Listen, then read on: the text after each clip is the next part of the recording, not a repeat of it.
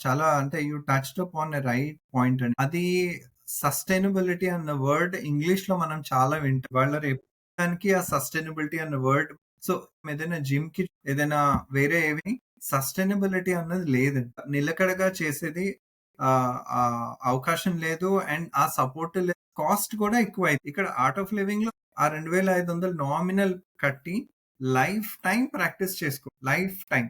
And ఇది ఒక మన నెట్ సబ్స్క్రిప్షన్ ఓటీటీ ప్లాట్‌ఫార్మ్స్ మనం సినిమాలు అమెజాన్ ప్రైమ్, హాట్‌స్టార్, జియో తీసుకుంటాం.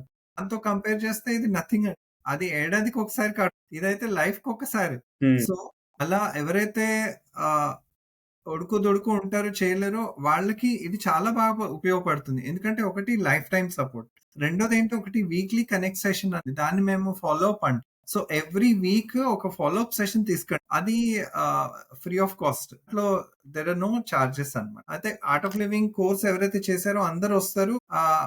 సుదర్శన్ క్రియ సో, అది సస్టైనబుల్‌గా అండ్ కలియుగంలో ఒకటండి ఏం చేయాలనుకన్నా సంఘశక్తి అన్నది చాలా నవీన్ గారు మీరు ఐఎస్‌బి నుంచి ఒక ఎగ్జిక్యూటివ్ ప్రోగ్రామ్ సో, ఒకవేళ ఎవరైనా అట్లా ఆ ఊహలు ఉన్న వాళ్ళతో మీరు టైమ్ స్పెండ్ చేసి share vibes with that kind of people. మీకు ఓకే. అది ఆ కోరిక తొందరగా మేనిఫెస్ట్ అయింది. రైట్. అదే ఒకవేళ మీరు ఎక్కువ సినిమాలకెళ్ళి టైమ్ పాస్ చేసే వాళ్ళతోటి మీకున్న ఆలోచన కూడా డ్రాప్ అయితది. రైట్.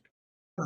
అలానే ఇక్కడ ఆర్ట్ ఆఫ్ లివింగ్ ఏంటంటే ఇట్స్ ఎ గ్లోబల్ ఫ్యామిలీ అండి. ఎవ్వరికీ ఎవరి నుంచి ఏం ఎక్స్‌పెక్టేషన్ లేదు. అపేక్షలు అందరూ వస్తారు, కలిసి చేస్తారు. అందరూ హౌ ఐ కెన్ కాంట్రిబ్యూట్ అన్న భావన వీళ్ళ నుంచి నేనెలా బెనిఫిట్ పొందొచ్చు అన్న ఆలోచన సో, ఇదొక సంఘంలాగా హుహు. సో, సంఘ శక్తి డెఫినెట్‌లీ చాలా ఉపయోగపడుతుంది. ఆ సస్టైనబుల్ ప్రాక్టీస్ చేయటం.